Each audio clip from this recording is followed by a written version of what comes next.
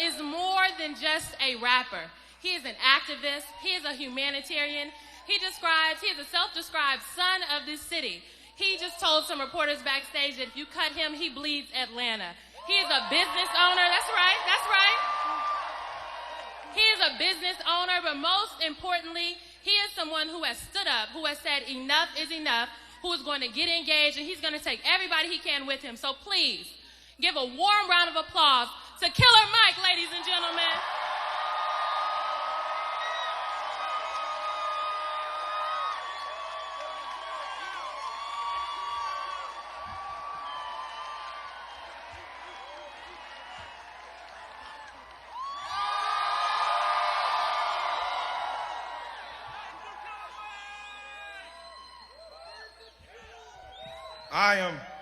I am honored to be here. Oh, I am truly, truly honored to be here.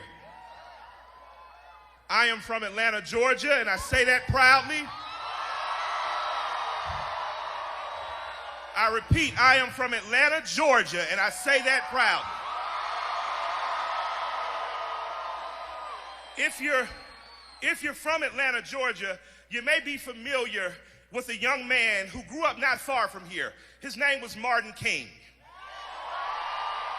Now I know this is the part where usually it's a black minister in front of you, and usually you get all warm and cozy inside, and usually you hear about I have a dream and us holding hands and going for ice cream. That's not why I'm here today. I'm not here to talk about benevolent politicians that are going to come and save the day for you. I'm not here to talk about a dream that we think is unattainable, so we settle for less. I'm not here to talk about a utopian society where everyone is forgiven and no one has to pay for past debts. What I'm talking about today is the Martin King post the Washington March. Martin King present the war on poverty. Martin King against the war machine that uses your sons and your nephews to go to other lands and murder. I'm talking about a revolutionary. I have no time in my short 40 years on this earth to relive the Reagan years. I have no time. I have no desire to see us elect our own Margaret Thatcher. I am here as a proponent for a political revolution that says health care is a right of every citizen. I'm here because working class and poor people deserve a chance at economic freedom. And yes, if you work 40 hours a week, you should not be in poverty. That's why I'm here. I didn't come here to lollygag because I rap. This could be y'all last time seeing me because I got tours to go on, I got jets to fly on, and I ain't lying on. But while I'm here, I have to tell you that in my heart of hearts, I truly believe that Senator Bernie Sanders is the right man to lead this country.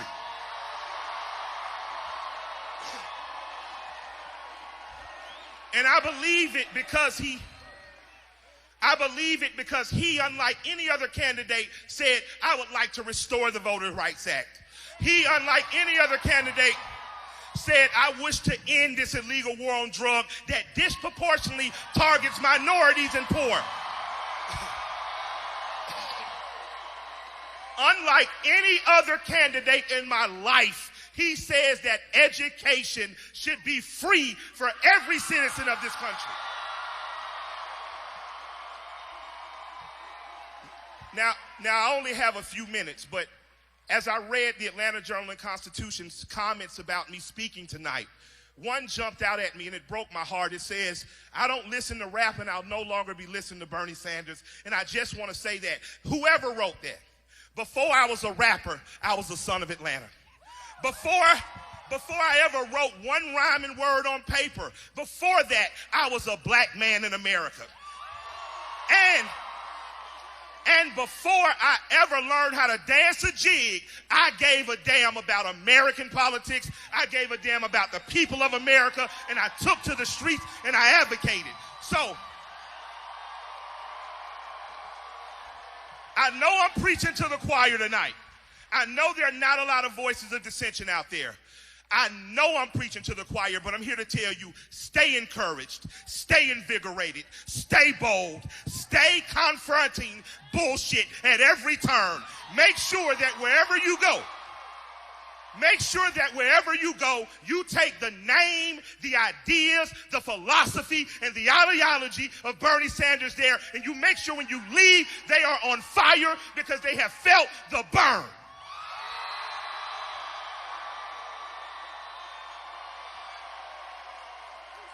I have a line from one of my raps, and I'm going to get out of your way.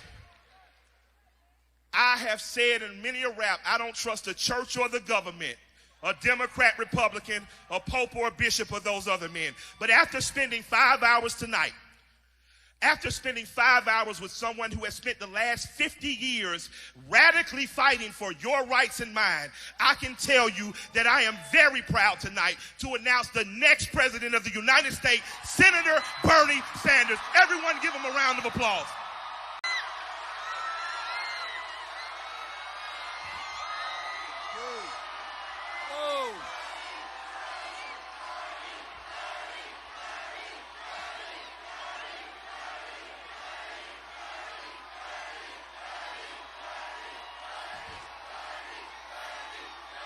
Thank you.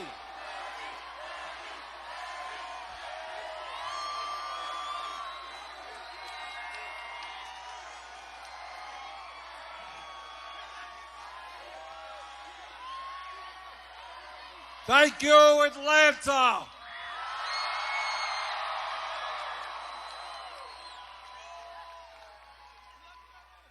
You know, we've done a lot of events throughout the South, but we've never had a turnout like this. Thank you very much.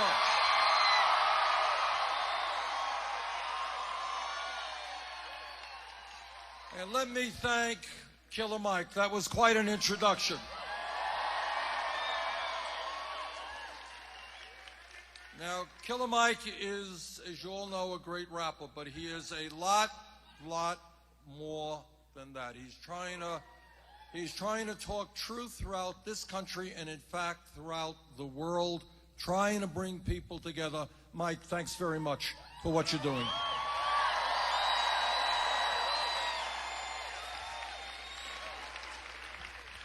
This afternoon, here in Atlanta, I was able to visit the very beautiful Martin Luther King Jr. Center for Nonviolent Social Change.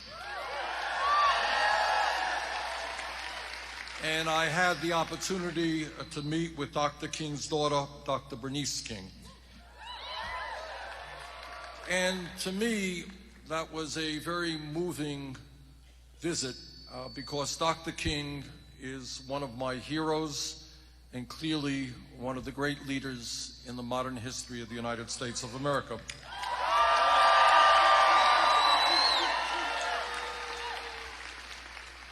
He was a great leader because he was a man not only of great intelligence and great courage, he was a guy who was beaten time and time again, thrown in jail time and time again, but he kept his eyes on the prize.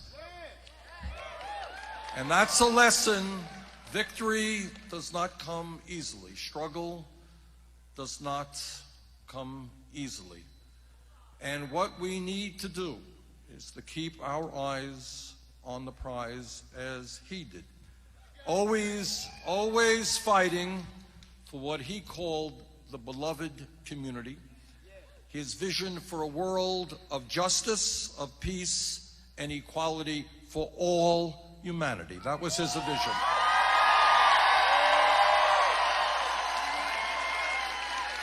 And Dr.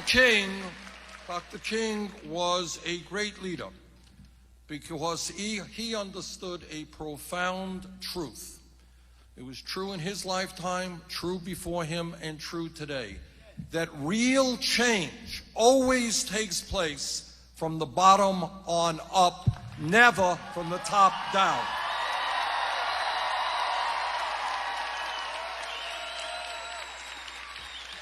And that's why he and his associates were extraordinary organizers, organizing millions of people throughout this country to stand up to racism, to stand up to segregation, and to create a more just society.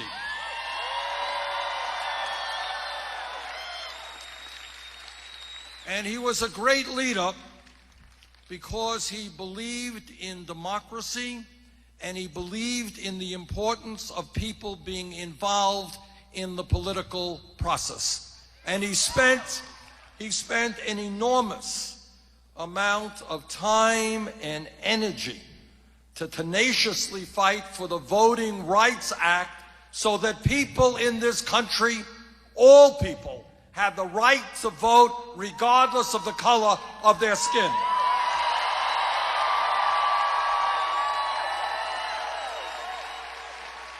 And that's a lesson, and Killer Mike just made that point, that I want all of you and all Americans to appreciate. It's not only Dr. King. It's people in World War II in countries, fighting in countries throughout the world to defend American democracy. And when you turn your back on democracy, when you say, I'm just too busy to vote, or I don't really care, or I don't believe in the political process, you're turning your back not only on Dr. King, but on God knows how many men and women who fought and died to protect democracy in this country.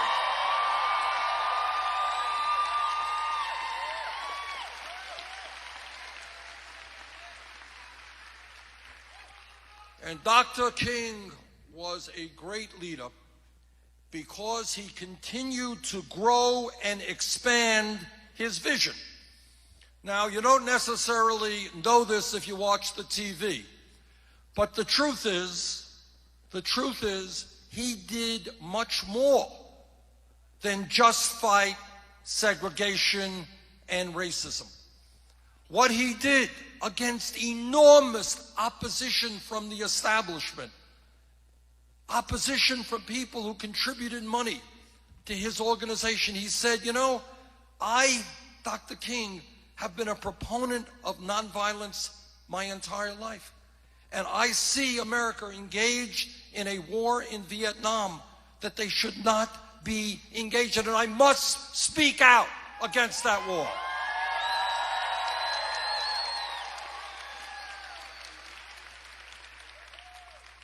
He didn't have to do that, but he did. Furthermore, he was a great leader because he understood that justice in America was even more than civil rights. It was economic rights as well.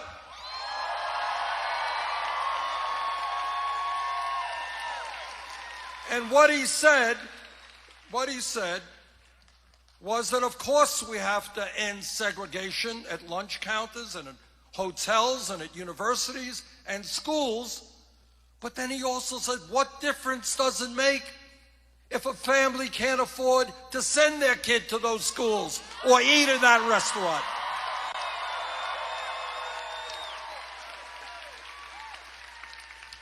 And I hope all of you will remember where he was and what he was doing when he was assassinated in 1968. He was standing shoulder to shoulder with sanitation workers in Memphis, Tennessee, union workers who were being exploited, workers who were earning wages much too low, workers who were having work conditions absolutely horrendous. And he said, I will stand with you.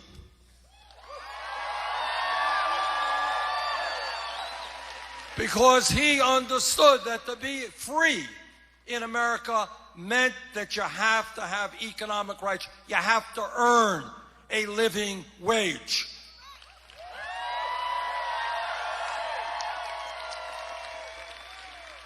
And I hope you'll all remember that in the last months of his life, he was prepared to take on the entire establishment and take a hard look at the national priorities of America.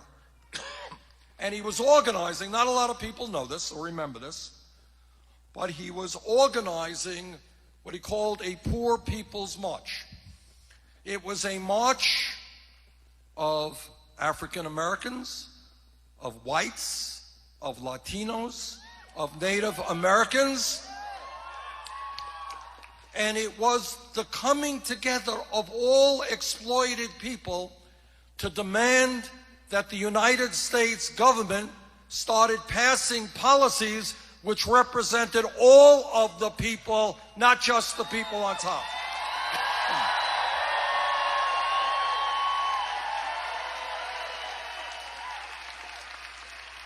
And in fact, in the last months of his life, he talked about a nation which had socialism for the rich and rugged individualism for the poor.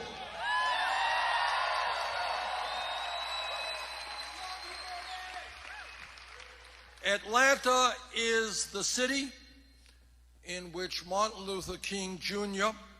and his wife, Coretta Scott King, have their final resting place. And I hope that all of you in Atlanta will do everything that you can to keep the extraordinary vision of Dr. King alive.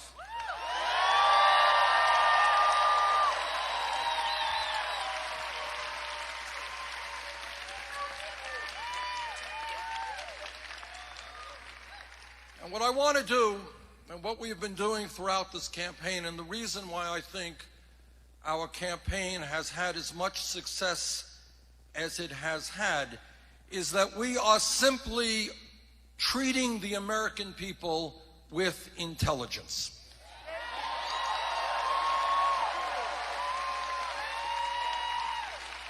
And what that means is that in a democratic society, politics is more than a 30-second ad.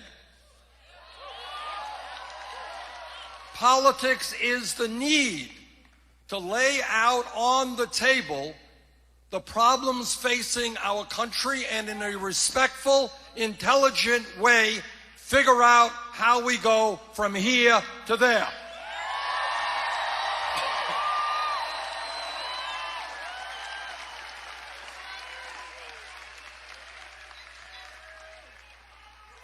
And politics is also an understanding, as Dr. King understood, that nothing real changes, that we don't make the change that we have to unless millions of people get involved in the political process, what I call a political revolution.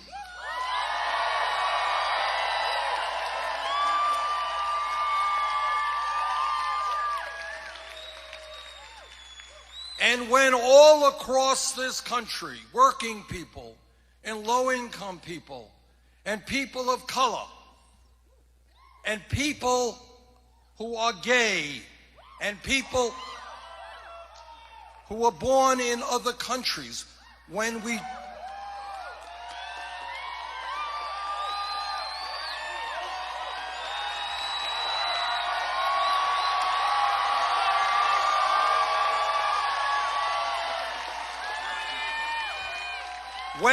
understand that we're not going to allow them to divide us up, we're not going to allow them to scapegoat one group or another.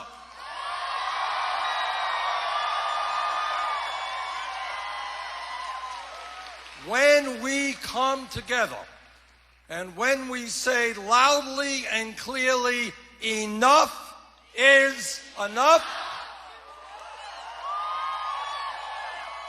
that this great country and our government belong to all of us, not just a handful of billionaires.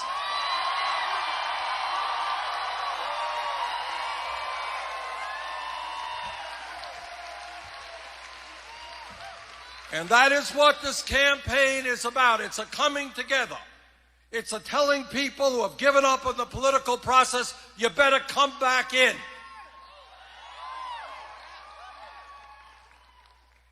And when we talk about politics in America, let me tell you what no other candidate for president will tell you, and that is that no president, not Bernie Sanders or anybody else, can do it alone. And what that means, and you're not going to hear this from anybody else, what that means is that the powers that be, corporate America, Wall Street, the huge campaign contributors, the corporate media,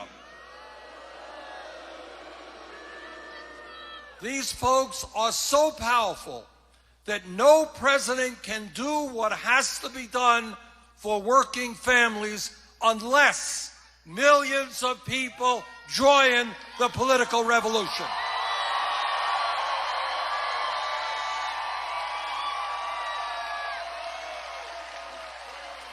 Now, it is true that the people on top have unbelievable sums of money. That's true, and they have incredible power. But there is one thing that we have that they don't have, and that is we have the people.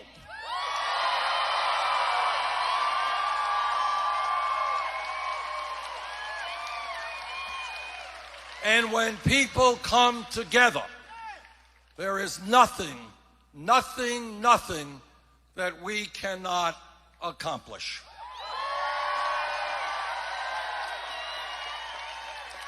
Now, today, you may not appreciate this, but today in America, we live in the wealthiest country in the history of the world.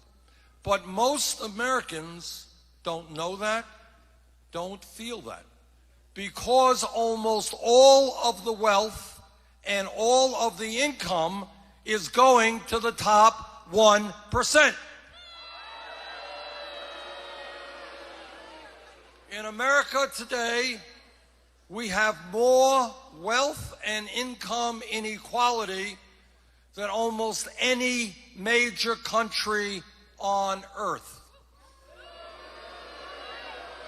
And it is worse today than at any time since 1928. Now, I want you to hear this and think if this is the kind of country you want to be living in.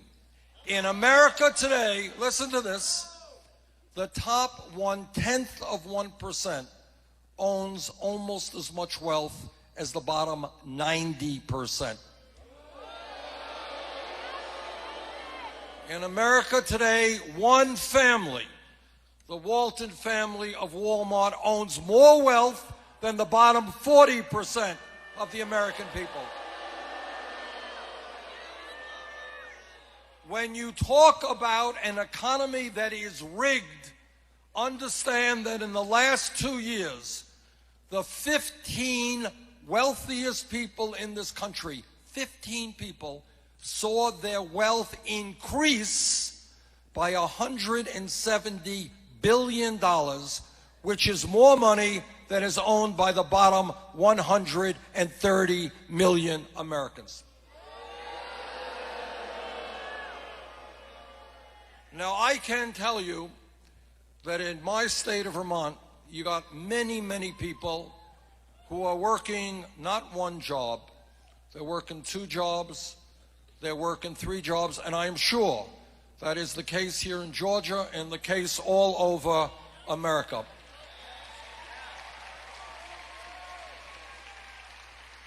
In fact, turns out that while the Japanese are very, very hard workers, we in the United States work longer hours than the Japanese and longer hours than any other people in the industrialized world. We work incredibly long hours, and I go around the country and I talk to working people, and they're working 50, 60 hours a week. Husbands and wives don't see each other. Marriages are destroyed. People are not spending time with their kids because they're out working and working and working, trying to cobble together some income and health care.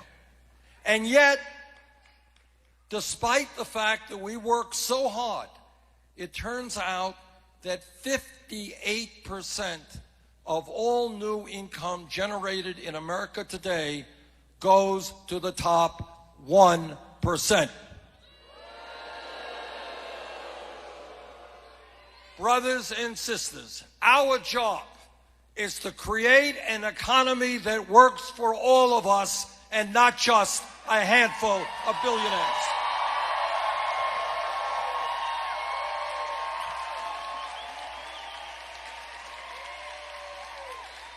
And this campaign is sending a message to the billionaire class. And that message is, you cannot have it all.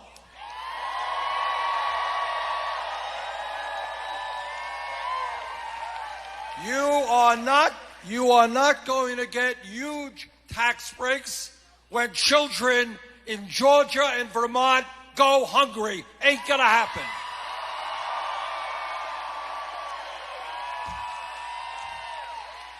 You are not going to continue shipping our jobs to China when workers in this country desperately need decent paying work.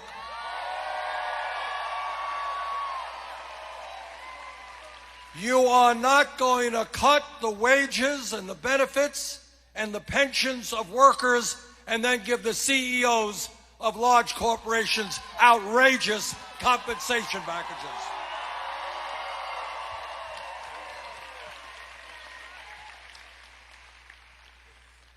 And when we talk about the economy, it is not just that we have a grotesque and immoral level of income and wealth inequality.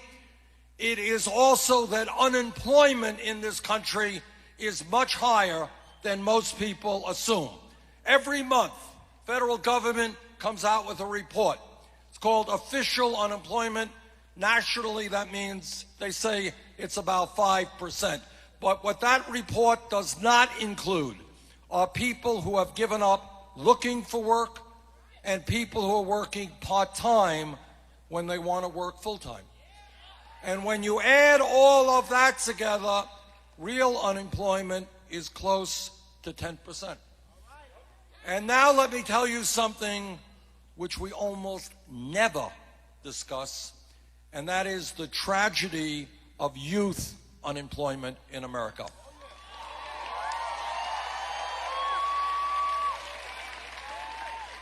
Now, a couple of months ago, I asked some economist in Washington to do a study for me, and I said, please tell me what the rate of real unemployment is for kids 17 to 20 who are high school graduates, not dropouts, high school graduates. And this is what they reported. For white kids, the number is 33%. For Hispanic kids, 36%. For African American kids, 51%. Now, I want you to think for a moment what that means and what the implications of that are. All right, we have to take a break. I'm sorry.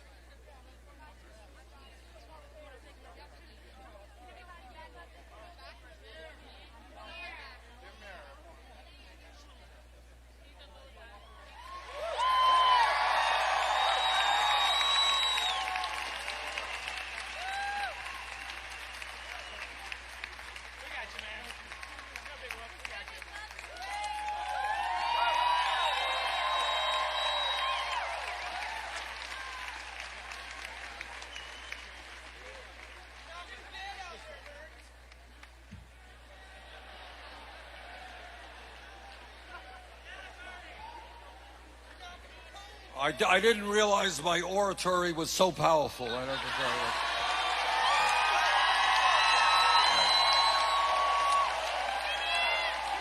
But the gentleman, as you know, just walked off the stage, and I think he's feeling better.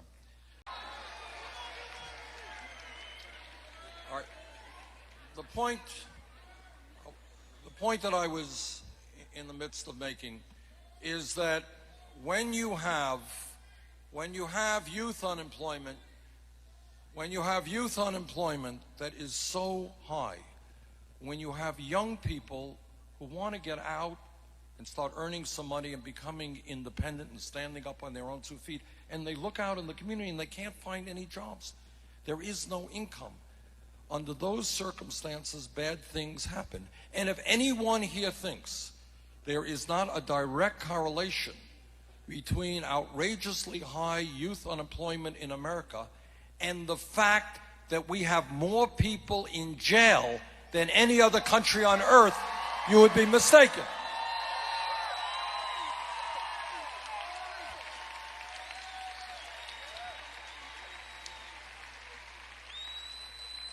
China is a communist authoritarian country. They don't tolerate dissent all that well. They are 4 times our size. We have more people in jail than China. We have 2.2 million people in jail, disproportionately black and Hispanic. Now, it seems to me that both from a human perspective, not seeing young people's lives being destroyed, and by the way, from a financial perspective, because we're spending $80 billion a year locking up people.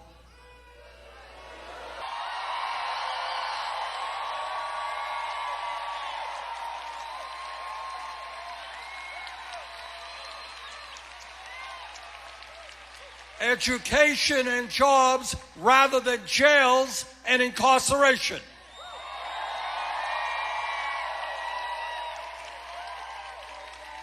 So here is a promise I make to you tonight, that if elected president by the end of my first term, we will not have more people in jail than any other country.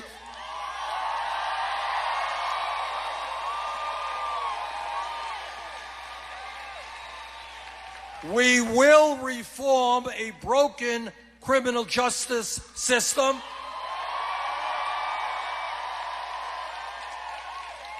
We will have our young people at work or in school, not rotting behind jail cells.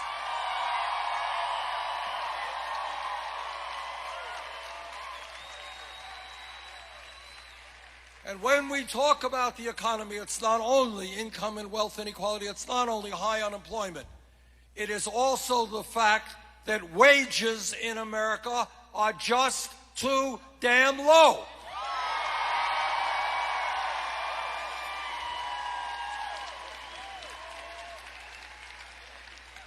The current minimum wage of $7.25 an hour is a starvation wage.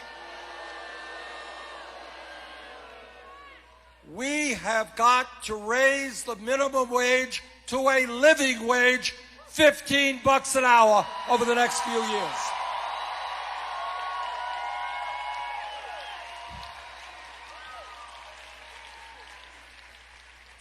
It is not a radical idea. It is not a left-wing extremist idea to say that if somebody works 40 hours a week, that person should not be living in poverty.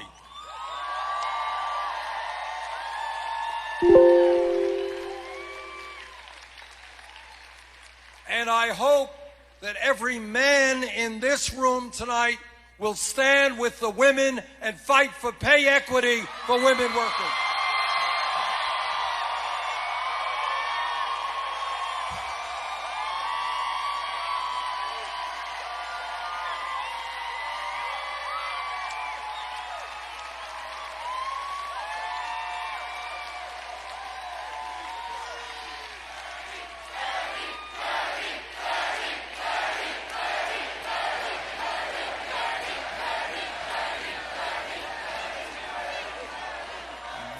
is no rational economic reason as to why women make 79 cents on the dollar compared to men. And together we are going to change that. Equal pay for equal work.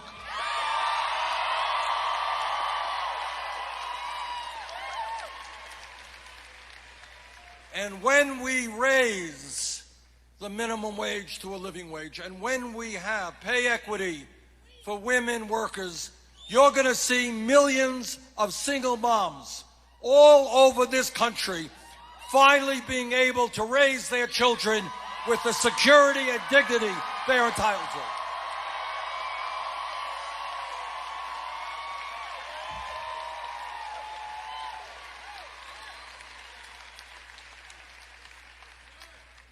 Now, many of you have heard my Republican colleagues and Republican presidential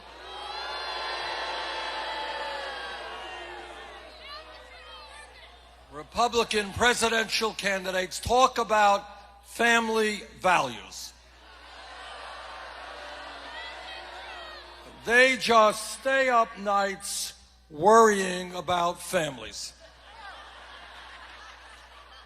especially if they are very wealthy families who can contribute to their campaigns.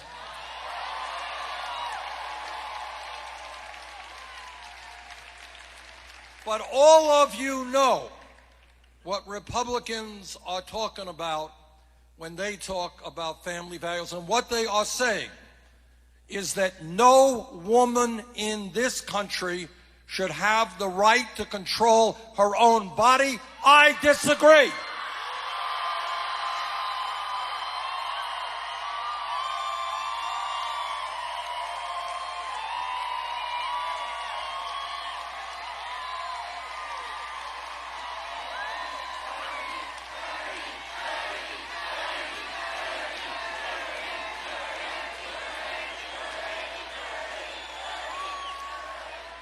And what they are also saying is that our gay brothers and sisters who want to get married should not have that right. I disagree.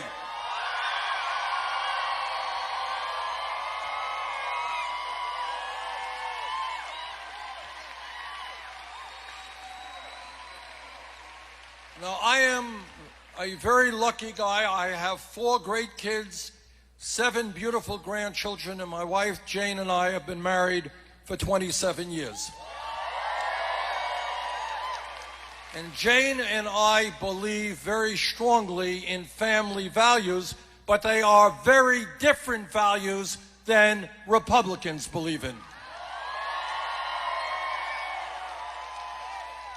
And when we talk about family values, we are talking about ending the international embarrassment of the United States of America being the only major country on earth that does not provide paid family and medical leave.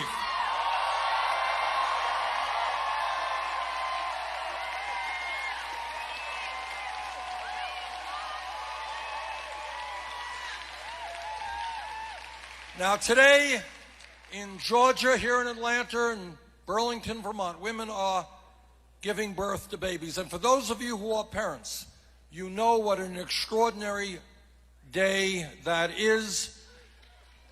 And it's a pretty big day for the baby as well. But here is the real story, and I want you to think about this for a second. If a mom and a dad come from a family that has sufficient income, mom and dad can stay home and get to love their baby, get to know their baby, get to bond with their baby in the way that families should be able to do. But today in America, if that mother is a working class woman or a low-income woman, she will be forced to be separated from her newborn baby after 1 week or 2 weeks because she doesn't have the income to stay home. And that is why together we are going to pass legislation that calls for 12 weeks of paid family and medical leave.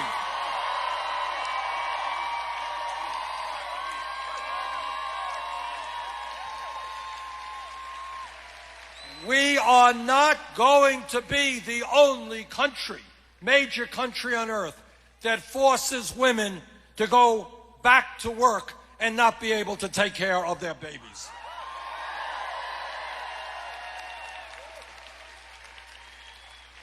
And when we talk about the economy, it is important to talk about the need for us to create millions of decent paying jobs to put our people back to work. Killer Mike is...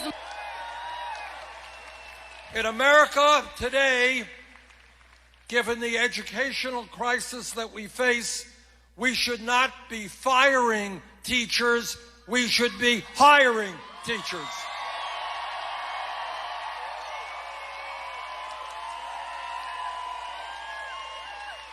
In America today, given the fact that we have a dysfunctional child care and pre-K system, where child care and pre-K are unaffordable for millions of families, we should be hiring people, paying them well to take care of our little ones.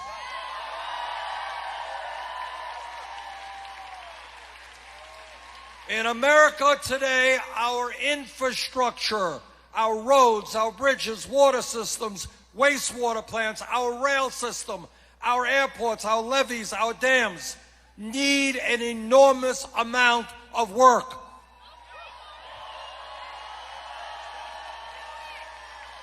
Putting $1 trillion into rebuilding our crumbling infrastructure will create up to 13 million decent paying jobs, and that's what we should be doing.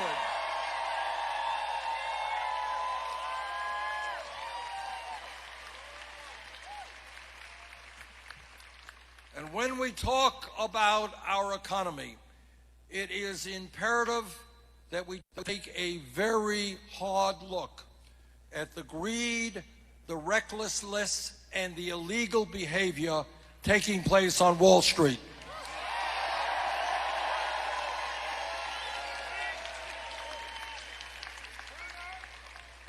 All of you are aware that as a result of recklessness and illegal behavior, Wall Street drove this country into the worst economic downturn since the Great Depression. And millions of people have not yet recovered from what Wall Street did. Now, what you have today is a situation where the 6th largest financial institutions in America have assets equivalent to 58% of the gross domestic product of America. You have six financial institutions that issue about 2/3 of the credit cards in America and about 1/3 of the mortgages in America. When you have financial institutions that are too big to fail,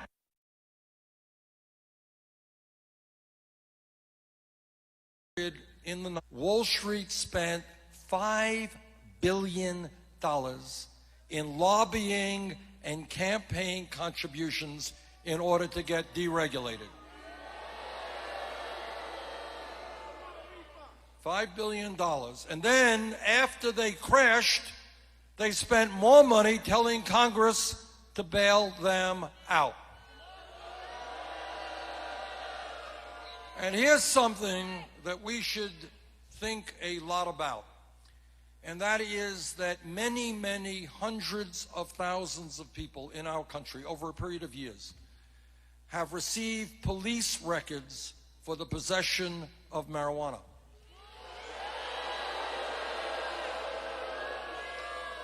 But not one CEO on Wall Street whose illegal actions crashed the economy, has a police record.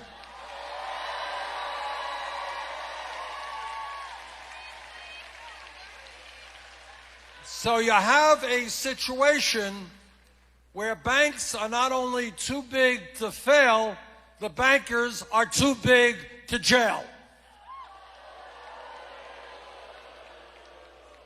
And that has got to change.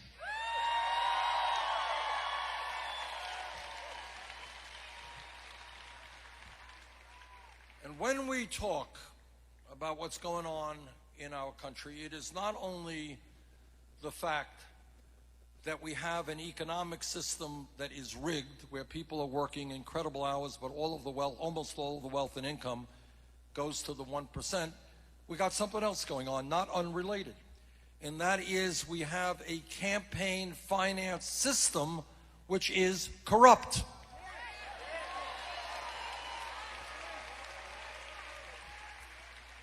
As a result of this disastrous Citizens United Supreme Court decision, the Supreme Court said to the wealthiest people in this country, they said, okay, guys, you already own much of the economy. Now we're going to give you the opportunity to buy the United States government, and that is what they are trying to do right now. Virtually all of the candidates for president, not all, but almost all, have super PACs. And what a super PAC is the ability of millionaires and billionaires to pour as much money as they want into a political campaign. And in fact, in most cases, the super PACs actually have more money than the campaign's own treasury. So the billionaires have more power over a campaign in many respects than does the candidate himself or herself. And I am very proud to tell you that I do not have a super PAC.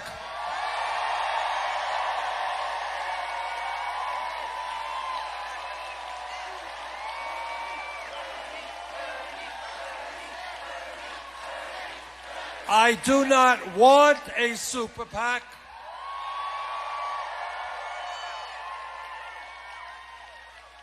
My campaign does not represent the interests of the largest corporations and the wealthiest people. But what I can tell you, which I am enormously proud of, is that as of this date, today, we have received over 800,000 individual contributions, averaging $30 a piece.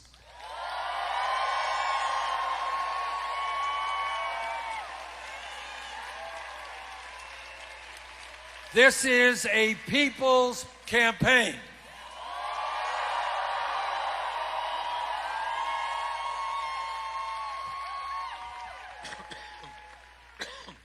And let me also tell you that if elected president, no nominee of mine to the United States Supreme Court will get that position unless he or she is loud and clear in saying that they will vote to overturn Citizens United.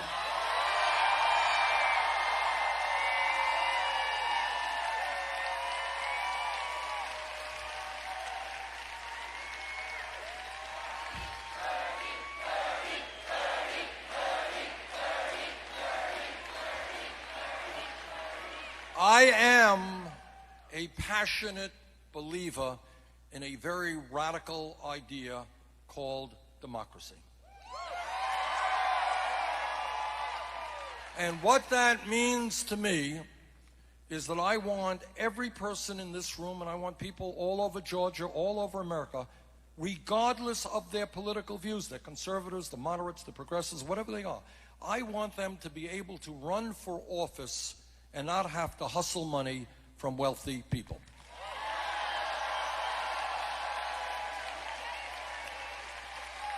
And that is why I strongly believe in public funding of elections.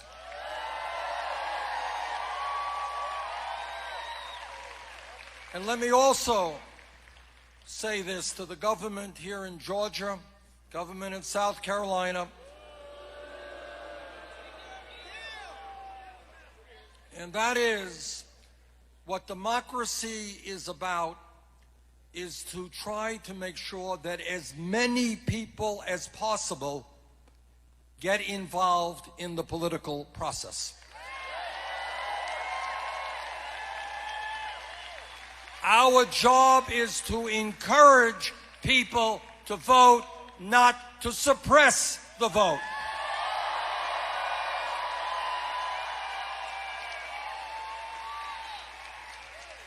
Now, I can tell you from the bottom of my heart, I have run in many campaigns in my state of Vermont. Sometimes I've lost, most times I've won, but it has never, ever occurred to me, not for 1 second, to sit around and try to figure out how I can prevent people who disagree with me from voting.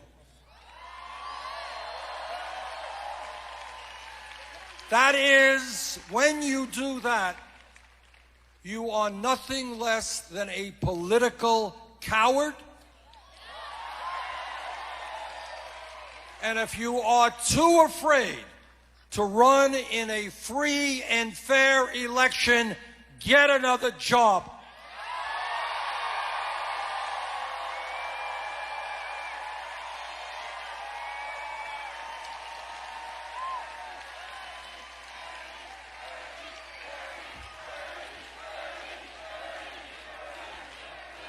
Today in our country, sadly, we have one of the lowest voter turnouts of any major country on earth. I want that changed.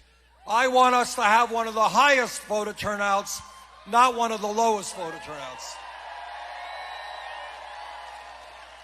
And I will fight, either through a constitutional amendment or through legislation, to make certain that everybody in America 18 years of age or older is registered to vote.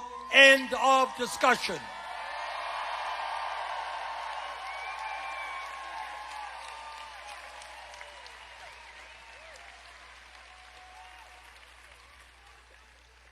And when we talk about our needs as a nation, I think all of you know that we live in a highly competitive global economy.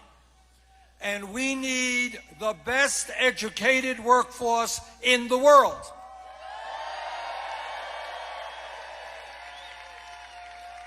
And that is why it makes no sense to me,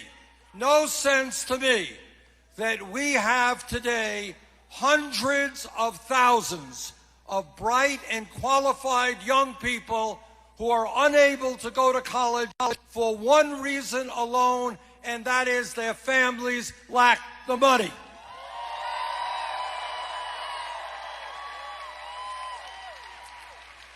I have introduced legislation and will make happen as president. Legislation that does two things.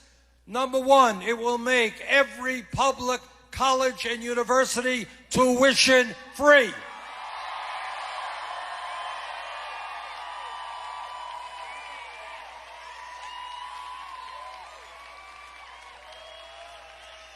And what that means is there are kids here in Atlanta in the 4th grade, in the 6th grade. Their parents never went to college. My parents never went to college.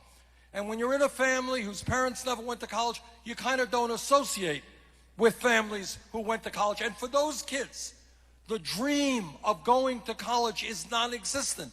It's as likely they're going to go to college as go to the moon. They don't think about it. So they don't do their schoolwork seriously. What I want to see happen is that every kid in this country who studies hard, who takes school seriously, will be able to get a college education regardless of the income.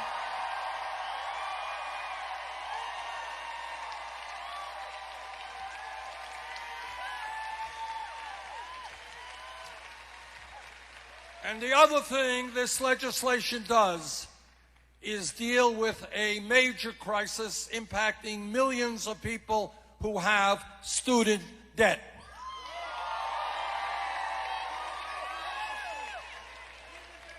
It makes no sense to me that people with student debt are paying interest rates on that debt of 6, 8, 10% when they could refinance a home for 3 or 4%.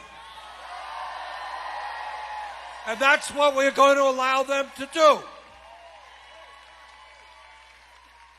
Now, the truth is that if we provide free tuition at public colleges and universities, and if we substantially lower student debt interest rates, that is an expensive proposition, about $70 billion a year. We are going to pay for that through a tax on Wall Street speculation.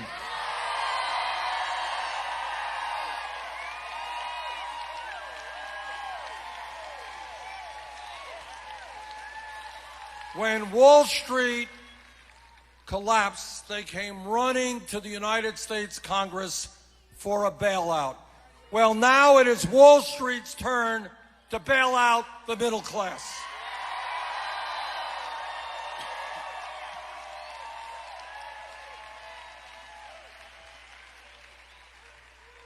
When we talk about our responsibilities as human beings, as parents, as grandparents, there is nothing more important than leaving this planet to our kids and grandchildren in a way that is habitable.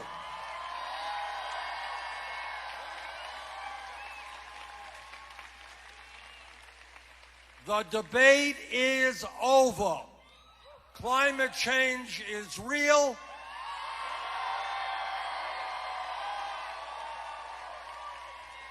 Climate change is caused by human activity, and climate change today is already causing massive problems in our country and all over the world. And what the scientists tell us is that if we do not get our act together very shortly and transform our energy system away from fossil fuel to energy efficiency and sustainable energy, that if we don't do that, a bad situation today will become much, much worse in years to come. And what they are talking about is rising sea levels, acidification of the ocean, more drought, more floods, and more international conflict as people fight over limited natural resources. Moral responsibility to lead the world, to work with China and Russia and India in transforming this planet's energy system away from fossil fuel.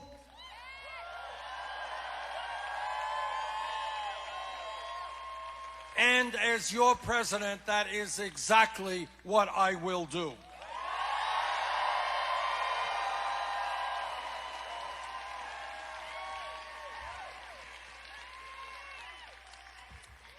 What this campaign is about is thinking big, not small. It's not accepting the worldview that many provide to us. It is asking the hard questions of why not? Why is the United States of America the wealthiest country in the history of the world? Why are we the only major country on earth that does not guarantee health care to every man, woman, and child as a right?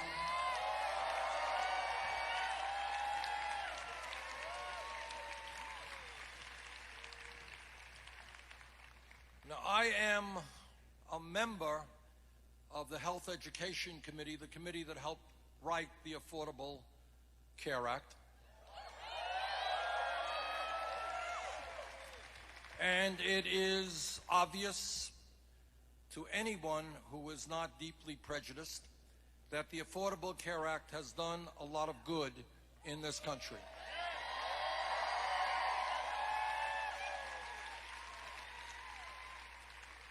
The Affordable Care Act has provided insurance for many millions of people who previously did not have it.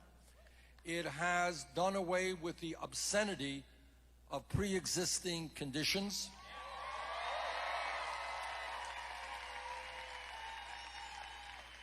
It has developed community health centers all over America.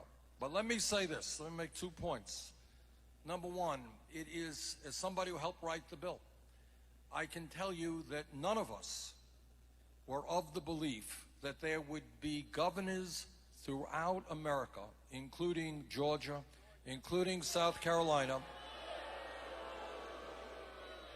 who would refuse to expand Medicaid.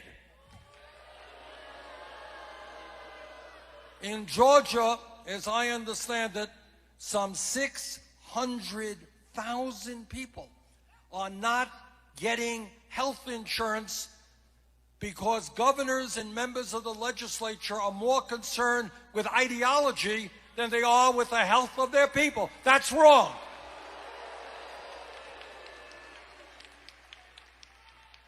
But what we also have to do is to understand that despite the gains of the Affordable Care Act, we still have 29 million Americans with no health insurance. We still have even more, including many in this room, who are underinsured with high deductibles and copayments.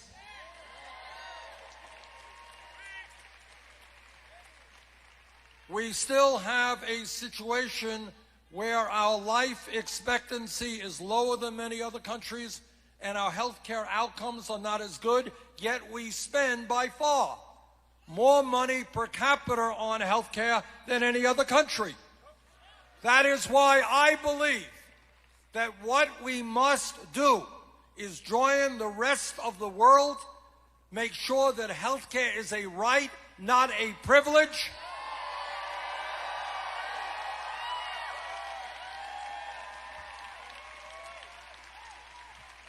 And guarantee health care to all people through a Medicare for All single-payer program.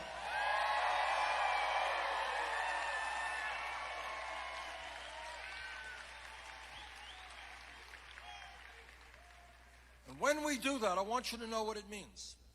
It means not only that families will save substantial sums of money on health care, because the current system is the most expensive in the world. It will mean that millions of workers who are now in jobs they do not want to be in, but are there because of the health insurance they're getting, those workers will be able to leave those jobs and do what they want to do, which will be a huge asset for our economy.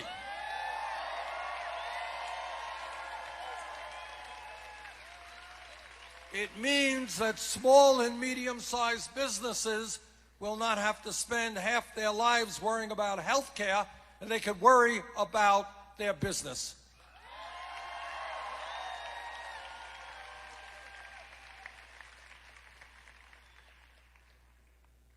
Now, when we talk about the issues that face us as a country, there is no question in my mind that we must, once and for all, end institutional racism in this country.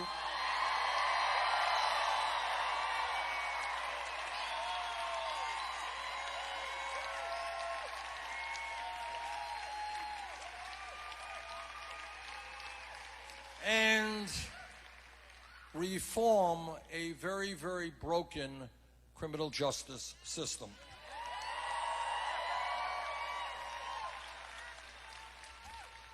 Now, all of you have seen the same videos that I have seen. All of you are aware of the names Sandra Bland and Michael Brown and Rekia Boyd and Eric Garner and Walter Scott and Freddie Gray and many others who died at the hands of police officers or in police custody. Now, let me say I was a mayor of the city of Burlington for 8 years, and I worked very closely with the police department there. And what I will tell you, what I believe to be true, not only in Burlington, but all over this country, vast majority of police officers are honest and hardworking and trying to do their best in a very difficult situation. It is not easy being a police officer today, but like any other public official, when a police officer breaks the law, that officer must be held accountable.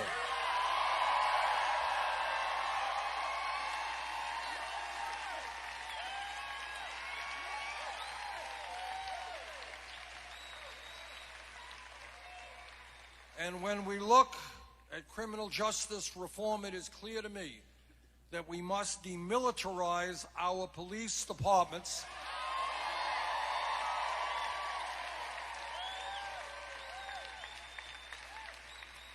The best police departments in the country, and there are many great police departments, are part of the community, not being seen as an oppressive force.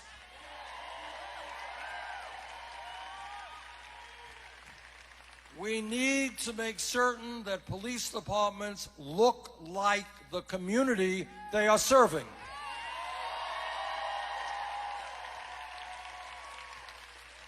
We need new rules regarding the allowable use of force.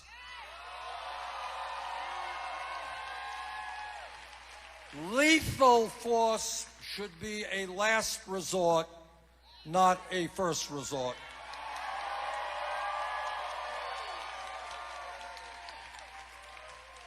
We need to end the absurdity of private corporations making profits by building and running jails.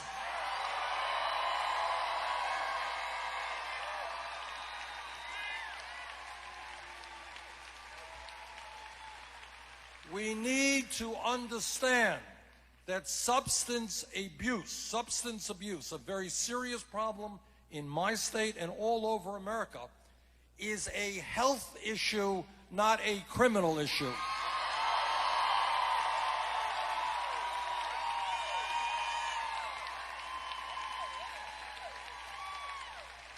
Which means we must invest in drug courts and medical and mental health intervention rather than more incarceration.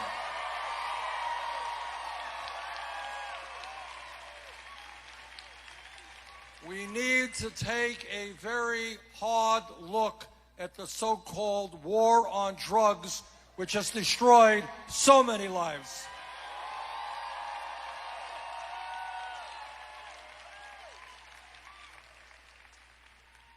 There are many, many hundreds of thousands of people, if not millions, over a long period of time, who have received police records for possessing marijuana. And some have been jailed. But when you have a police record, your life is radically changed. It becomes more difficult to get a job, more difficult to get credit, more difficult to do all of the things that one wants to do in one's life. And that is why I have just introduced legislation, and will make happen as president, to take marijuana out of the Federal Controlled Substance Act.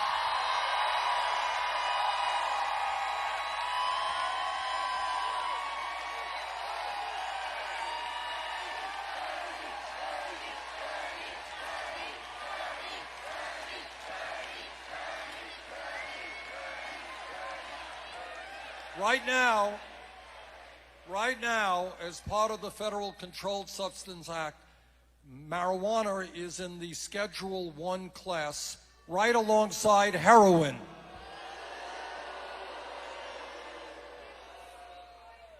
So I'm not advocating for marijuana, but what I am saying is I do not want to see more and more lives being destroyed because of possession of marijuana.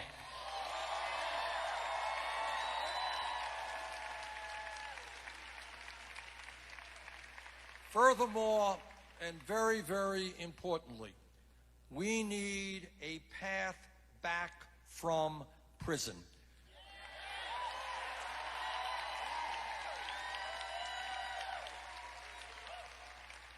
Too often people are released from prison. They don't have the education they need. They don't have the jobs they need. They don't have the money they need. They don't have the housing they need. And shock of all shocks, they fall back into the environment that got them in prison in the first place. That has got to change.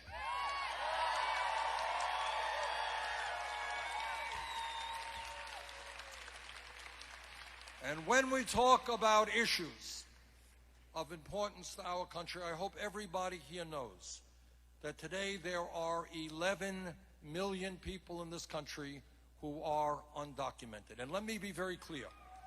I regard it as reprehensible that you got politicians who are demagoguing these folks with racist and outrageous attacks.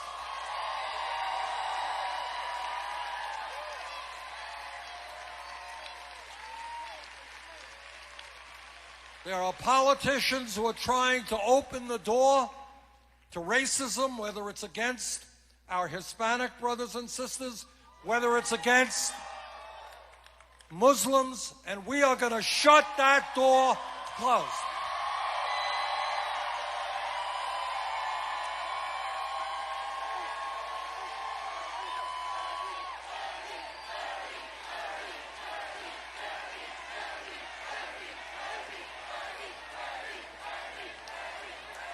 This country, and in the city of Martin Luther King Jr., this city and this country know we have